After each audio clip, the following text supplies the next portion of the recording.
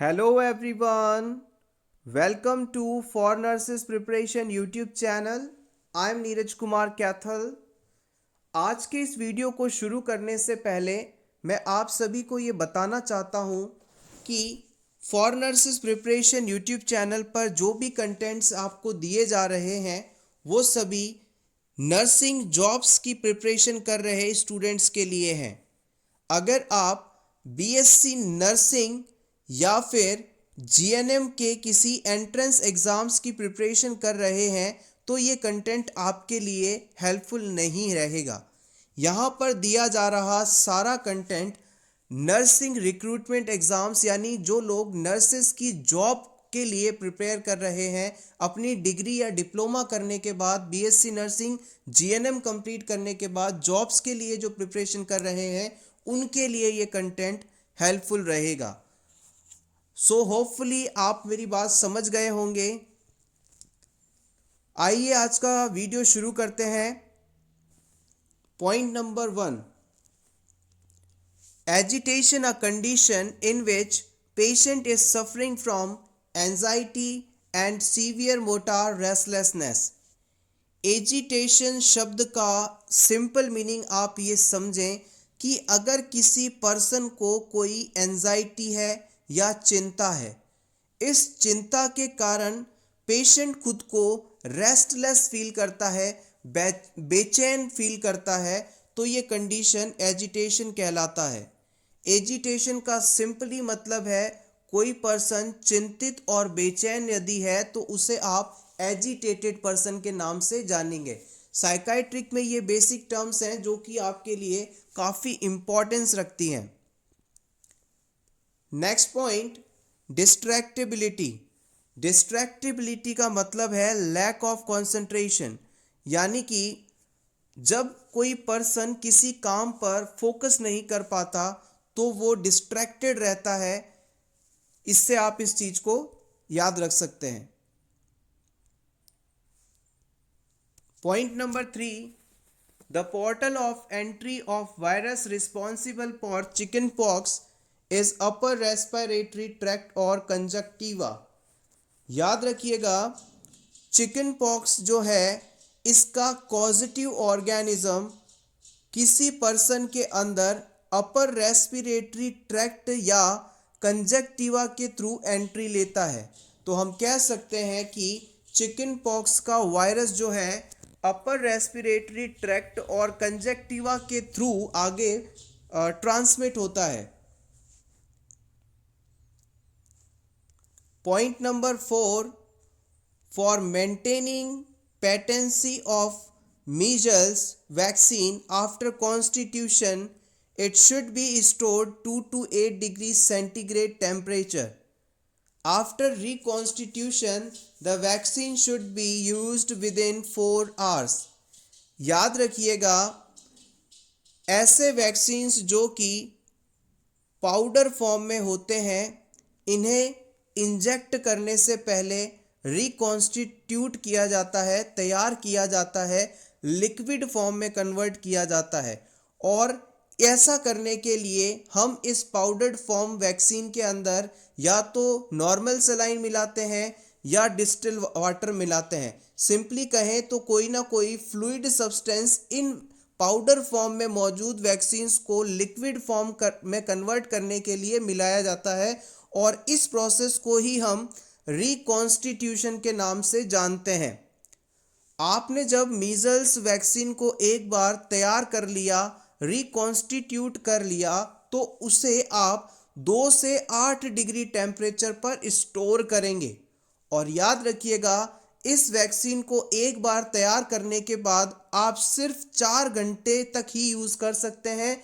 अगर 4 घंटों में आपने ये वैक्सीन किसी पेशेंट को नहीं दिया तो फिर आप इसे इस्तेमाल नहीं करेंगे, इसे आप डिस्कार्ड कर देंगे, फेंक देंगे. Hopefully this is clear. Point number 5, irregular acyclic bleeding from the uterus is termed as metrorrhagia.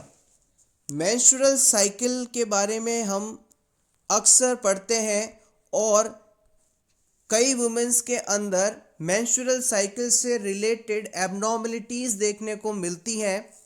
अगर किसी वुमेन में as a abnormality menstrual cycle irregular हो, एसाइक्लिक हो, तो इसे आप मेट्रोरेजिया के नाम से जानते हैं। यानी कि इस वुमेन में जनरली जो मेंस्ट्रुअल साइकिल होता है वो 28 डेज़ का होता है, और जो फर्स्ट 1 to 5 डेज होते हैं इसी में आपको ब्लीडिंग देखने को मिलती है। लेकिन कुछ वुमेन में जो ये साइकिल है इसकी ड्यूरेशन भी निश्चित नहीं होती और कभी भी ब्लीडिंग आ सकती है। तो ऐसी कंडीशन में इस प्रकार की एबनॉर्मल साइकिल को मेट्रोरेजिया के नाम से जाना जाता है। इसी मेंस्ट्रुएशन से रिलेटेड एक और टर्म जो कि एग्जाम में पूछी जाती है वो है मेनोमेट्रोरेजिया is a condition in which bleeding is so excessive that it is difficult to identify the menstruation। कुछ वुमेन्स के अंदर मेंस्ट्रुअल साइकिल की जो ब्लीडिंग है वो बहुत ही ज़्यादा दिनों तक चलती है। इस सिचुएशन में एक्चुअली मेंस्ट्रुअल फेज को आइडेंटिफाई करना मुश्किल होता है और इसे ही आप मेनोमेट्रोरेजिया के नाम से जानते हैं। आप चाहें तो इसका स्क्रीनशॉट ले सकते हैं आपके रिवीजन के लिए।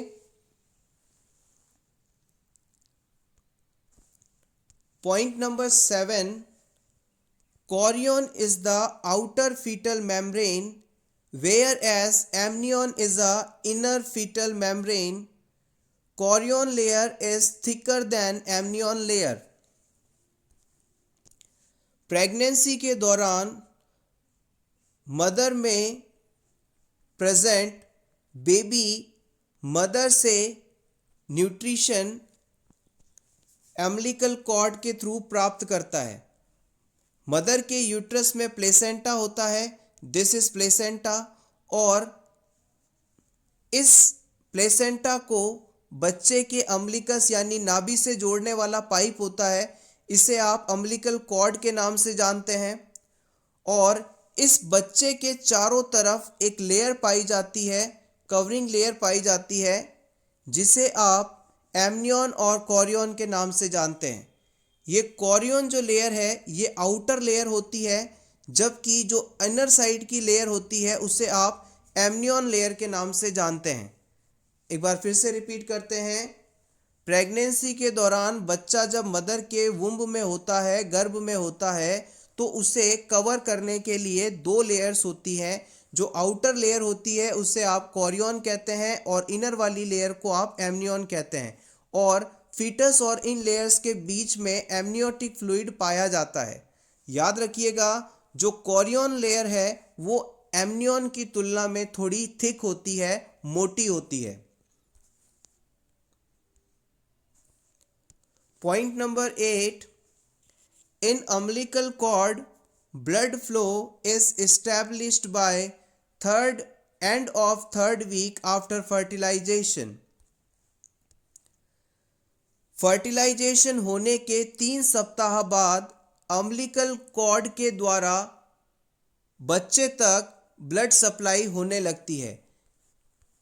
3 सप्ताह यानी 21 दिनों बाद प्लेसेंटा से बच्चे तक ब्लड का फ्लो शुरू हो जाता है through the umbilical cords. Next point, synovectomy is performed for the treatment of hemearthrosis। Synovectomy procedure का इस्तेमाल हीमेआर्थ्रोसिस के ट्रीटमेंट में किया जाता है। पॉइंट नंबर 10 एंड 11 ये दोनों ही टर्म्स किडनी से रिलेटेड हैं। आइए 1 बाय 1 दोनों को जानें। Inadequate blood supply to tubular cells of kidney causes ischemic acute tubular necrosis। याद रखिएगा, हमारी किडनी में मौजूद सेल्स तक यदि प्रॉपर ब्लड सप्लाई नहीं पहुंच पाए तो इन सेल्स में ऑक्सीजन की कमी होगी और इस ऑक्सीजन की कमी के कारण ये सेल्स डेड होने लगेंगी। इसे आप नेक्रोसिस कहते हैं। और ये पूरा process ischaemic acute tubular necrosis कहलाएगा। Next point, exposure of the renal tubular cells to any toxic substance causes toxic acute tubular necrosis। अगर किडनी की सेल्स तक कोई टॉक्सिन पहुंच जाए, हार्मफुल सब्सटेंस पहुंच जाए, जिसके कांटेक्ट में आने के बाद किडनी ट्यूब्यूल्स की जो सेल्स हैं वो नेक्रोसिस होने लगे, डेड होने लगे, तो ये condition toxic acute tubular necrosis के नाम से जानी जाती है। होपफुली आपको ये चीज़ समझ में आ गई होगी कि इस्चेमिक एक्यूट ट्यूब्यूलर नेक्रोसिस और टॉक्सिक एक्यूट ट्यूब्यूलर नेक्रोसिस में क्या डिफरेंस है। इस्चेमिक एक्यूट ट्यूब्यूलर नेक्रोसिस में ऑक्सीजन की कमी के कारण जो ट्यूब्यूलर सेल्स हैं वो नेक्रोस होती हैं, जबकि टॉक्सिन की प्रेजेंस के कारण किडनी सेल्स में necrosis toxic acute tubular necrosis नाम से जाना जाता है। Point number 12, Kartar Singh committee also known as multipurpose workers committee.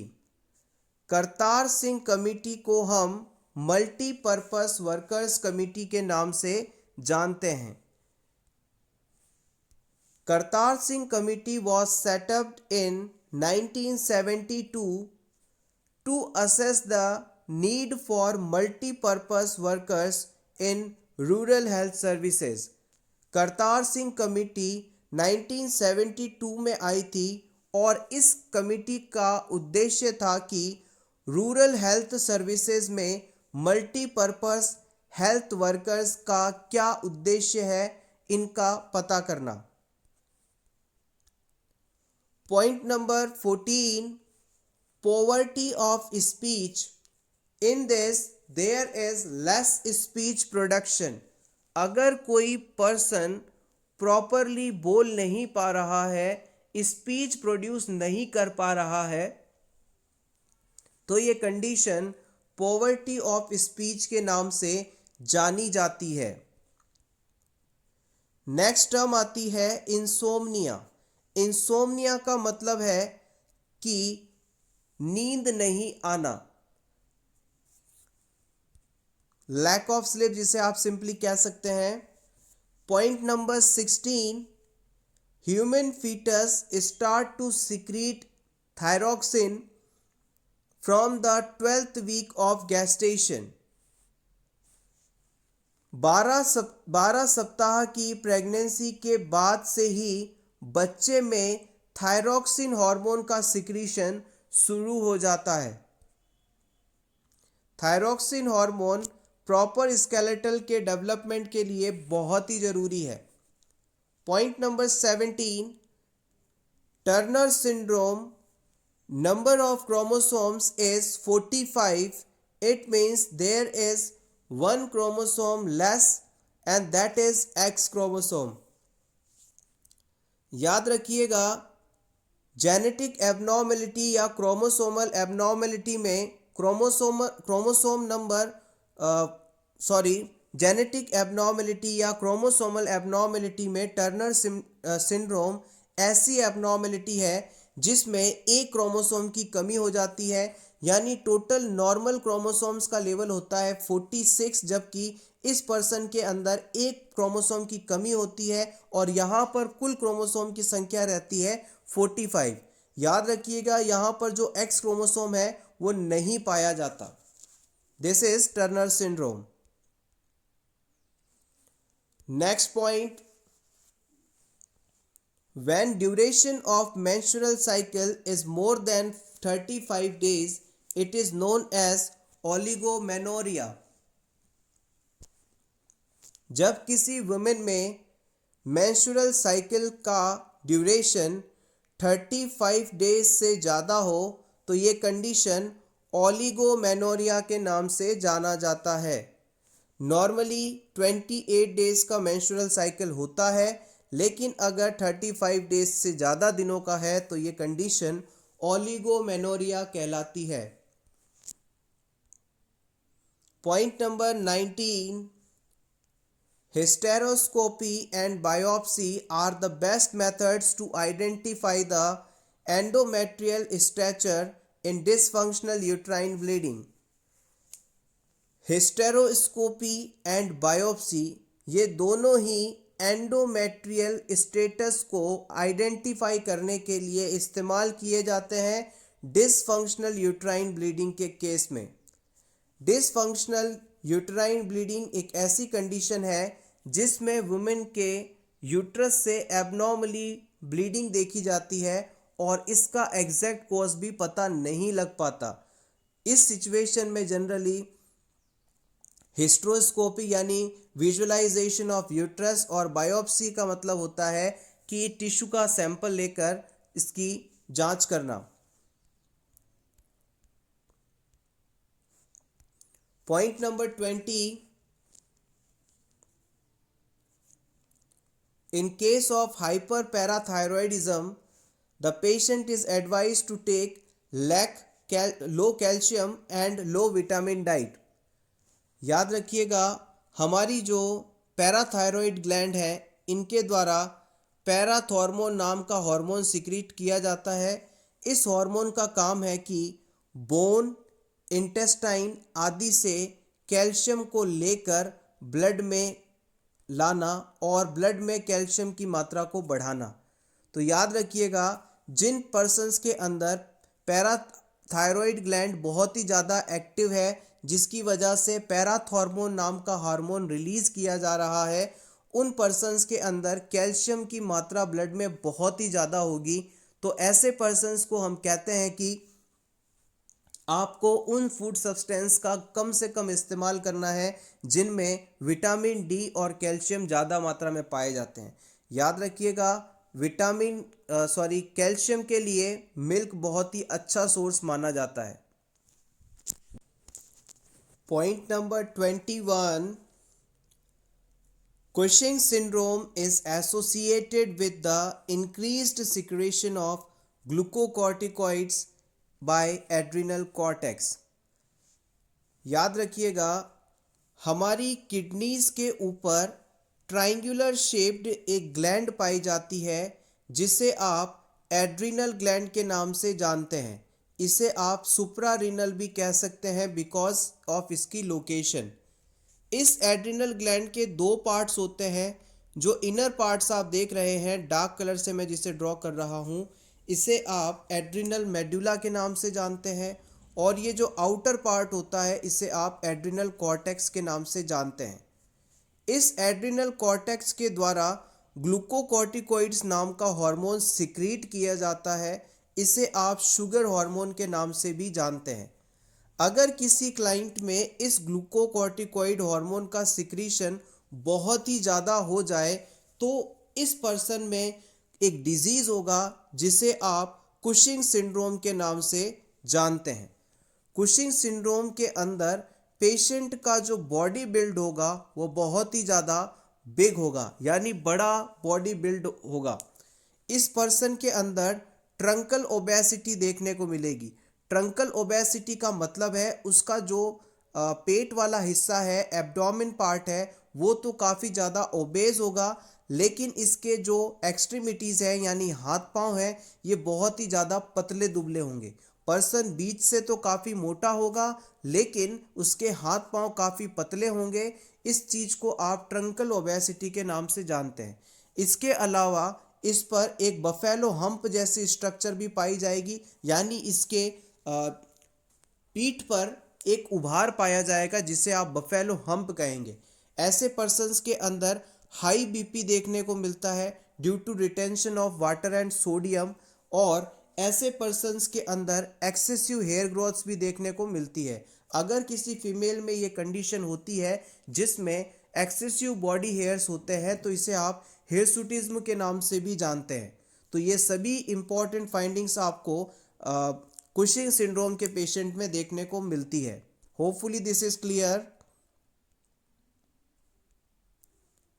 Point number 22, The cold chain is a system of storage, transport of vaccine at required low temperature from the site of manufacture to its site where immunization to be done.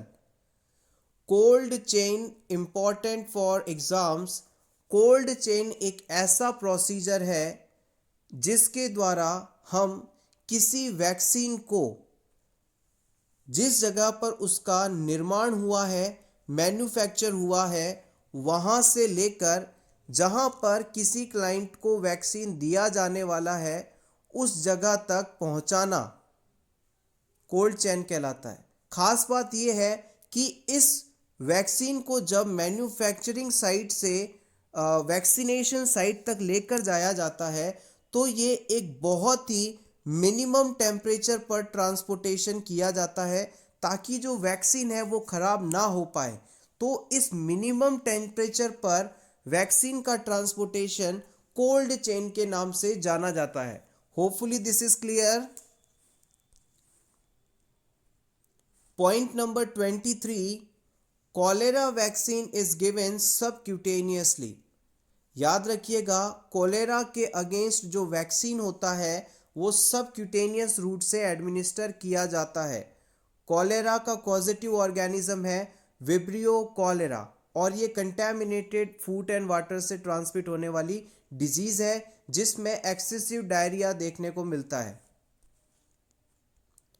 Point number 24, vertex is the quadrangular shaped part of the fetal skull. बच्चे का जो school होता है, इस school का ये वाला जो हिस्सा है इसे आप वर्टेक्स कहते हैं. दिस इज वर्टेक्स पार्ट और ये जो है ये क्वाड्रेंगुलर शेप का होता है. It is quadrangular shaped part. Point number 25, in human fetus transverse and oblique lie are found less commonly. याद रखिएगा, जितने भी फीटस होते हैं, वुम्ब में बेबीज होते हैं, उनका जो लाई होता है वो हमेशा लॉन्गिट्यूडिनल होता है. ह्यूमंस में ज़्यादातर यही लाई देखने को मिलता है और ऑब्लिक या ट्रांसवर्स ये लाई हमारे ह्यूमंस के अंदर देखने को नहीं मिलते.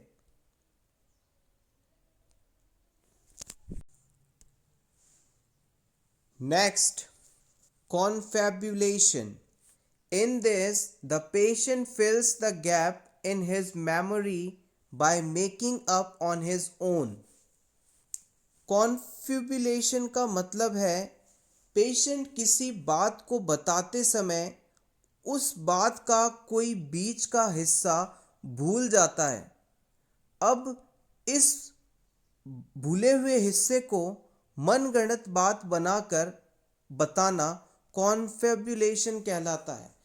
पेशेंट की मेमोरी में गैप आने के कारण क्लाइंट कुछ बातों को भूल जाता है और इस भूले हुए हिस्से को कुछ भी मनगढ़ंत बात बनाकर बताना कॉन्फेब्युलेशन करना कहलाता है.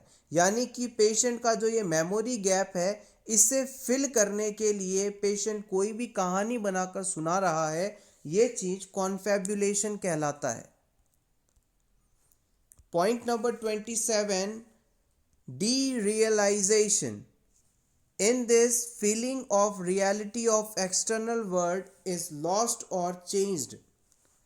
Derealization का मतलब है कि पेशेंट ये मानता है कि जो कुछ है वो वही है और उसके अलावा इस पूरी सृष्टि में कुछ भी सच नहीं है, कुछ भी मौजूद नहीं है. वो एक्सटर्नल वर्ल्ड की प्रेजेंस को बिल्कुल नहीं मानता. This is called derealization. Point number 28, at the age of 2 years a child is unable to wear At the age of 2 years, a child is able to wear socks and shoes.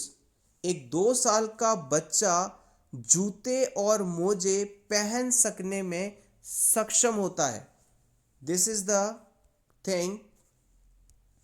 Point number 29, babies of 0 to 1 year old are termed as infants. 1 साल तक के बच्चे को हम infant के नाम से जानते हैं। Point number 30, toddler age is 1 to 3 years. याद रखिएगा, अगर बच्चे की उम्र 1 साल तक है तो वो इन्फेंट कहलाता है, और अगर बच्चे की उम्र 1 से लेकर 3 साल के बीच में है तो आप उसे टॉडलर के नाम से जानते हैं। Point number 31, cause of retroversion includes puerperal period, uterine prolapse, fibroid, pelvic adhesion, etc. हम सभी जानते हैं यूट्रस की जो पोजीशन होती है वो एंटीवर्टेड एंटी फ्लेक्स्ड होती है। अगर किसी क्लाइंट में रेट्रोवर्जन ऑफ यूट्रस हो जाए, यानी यूट्रस अपनी नॉर्मल पोजीशन से हट जाए, आगे की बजाय पीछे की तरफ झुकने लगे, तो ये कंडीशन रेट्रोवर्जन कहलाती है। देखिएगा, जो यूट्रस होता है नॉर्मली कुछ इस प्रकार से पाया जाता है। यूट्रस आगे की तरफ, वुमेन अगर मान लीजिए एक स्टैंड अप पोजीशन में है तो साइड से देखने पर उसका जो यूट्रस है आगे की तरफ हल्का झुका हुआ रहता है। This is called anteverted. लेकिन अगर किसी कारणवश ये यूट्रस आगे की तरफ झुका ना होकर इस प्रकार से स्ट्रेट हो जाए तो ये कंडीशन जो है रेट्रोवर्जन ऑफ यूट्रस कहलाती है। और इस रेट्रोवर्जन के लिए रिस्पॉन्सिबल कंडीशंस हैं puerperal period, uterine prolapse, fibroid, pelvic adhesion आदि। इस प्रकार के रेट्रोवर्जन के ट्रीटमेंट के लिए हम पिसेरी का इस्तेमाल करते हैं। याद रखिएगा, रेट्रोवर्जन के ट्रीटमेंट में हम पिसेरी का इस्तेमाल करते हैं। आप चाहें तो इसका स्क्रीनशॉट ले सकते हैं, इंपॉर्टेंट है। Point number 33, middle tyre is strongest support of uterus. Middle tyre जो है वो यूट्रस का सबसे मजबूत सपोर्ट माना जाता है। नेक्स्ट, इन अ pregnant women primary areola darker then secondary areola. Breast में जो डार्क कलर्ड रीजन होते हैं उसमें जो प्राइमरी एरियोला है वो सेकेंडरी एरियोला के तुलना में काफ़ी ज़्यादा डार्क होते हैं। Point number 35, lightening is also termed as drooping down. Pregnancy के दौरान अराउंड 36 वीक के गेस्टेशन पर वुमेन में बेबी का डिसेंट देखा जाता है, यानी वो हल्का सा यूट्रस से नीचे की तरफ डिसेंट होता है, नीचे की तरफ आता है। इस चीज़ को लाइटनिंग कहा जाता है। इस सिचुएशन में आने पर वुमेन जो है कुछ हल्का फील करती है, उसे रेस्पिरेशन रिलेटेड डिफ़िकल्टीज कुछ कम होने लगती हैं, और इसी लाइटनिंग प्रोसेस को हम ड्रूपिंग डाउन के नाम से भी जानते हैं। Point number 36, for the treatment of hyperparathyroidism the patient is given diuretic drugs such as Lasix. These are given to increase calciuria to reduce calcium level. हमने अभी प्रीवियसली डिस्कस किया था कि अगर किसी क्लाइंट में पैराथायरॉयड ग्लैंड हाइपर एक्टिव हो जाए, बहुत ज़्यादा सिक्रीशंस करने लगे, तो उस वुमेन के अंदर, उस मैन के अंदर या उस पर्सन के अंदर कैल्शियम का लेवल बॉडी में बढ़ने लगेगा। इस बढ़े हुए कैल्शियम को बॉडी से बाहर निकालने के लिए हम लेसिक्स नाम के डाईयूरेटिक्स का इस्तेमाल करते हैं। इस लेसिक्स के द्वारा हमारी बॉडी में एक्सेस कैल्शियम को यूरिन के थ्रू बाहर निकाल दिया जाता है। लेसिक्स जो है लूप डायूरेटिक्स का एग्जाम्पल है और इसमें फ्रूसेमाइड नाम का सॉल्ट होता है। डायूरेटिक मेडिसिन के रूप में इसका इस्तेमाल बहुत ही ज़्यादा किया जाता है। Next important, Humulin regular is short acting insulin whereas Humulin Lispro is rapid acting insulin. Insulin की अलग अलग वेराइटीज़ आती हैं। अगर आप रेगुलर इंसुलिन के बारे में बात करेंगे तो इसे आप ह्यूमिलिन रेगुलर इंसुलिन के नाम से जानते हैं और ये एक शॉर्ट एक्टिंग इंसुलिन है। इसे ये एकमात्र ऐसा इंसुलिन है जिसे आप दूसरे इंसुलिन के साथ मिक्स कर सकते हैं और आईवी रूट से एडमिनिस्टर कर सकते हैं। जबकि जो ह्यूमिलिन लिस्प्रो नाम का इंसुलिन आता है ये रैपिड एक्टिंग इंसुलिन के रूप में जाना जाता है। इंपॉर्टेंट है, आप चाहें तो इसका स्क्रीनशॉट ले सकते हैं। Point number 38, bleaching powder is also known as chlorinated lime. Bleaching powder जो कि वाटर को प्यूरिफाई करने के लिए इस्तेमाल किया जाता है, इसे आप क्लोरीनेटेड लाइम के नाम से भी जानते हैं। पॉइंट नंबर 39, पोवोडीन आयोडीन जिसे आप बीटाडीन कहते हैं, ये मोस्ट इफेक्टिव स्किन एंटीसेप्टिक माना जाता है। स्किन की क्लीनिंग के लिए बीटाडीन का इस्तेमाल सबसे ज़्यादा किया जाता है और इसे ही आप पोवोडीन आयोडीन के नाम से जानते हैं। Point number 40, rubella is also known as German measles. याद रखिएगा, रूबेला को आप जर्मन मीजल्स के नाम से भी जानते हैं। सो एवरीवन, ये था हमारा आज का वीडियो। होपफुली आपको ये अच्छा लगा होगा। Thank you so much and best of luck.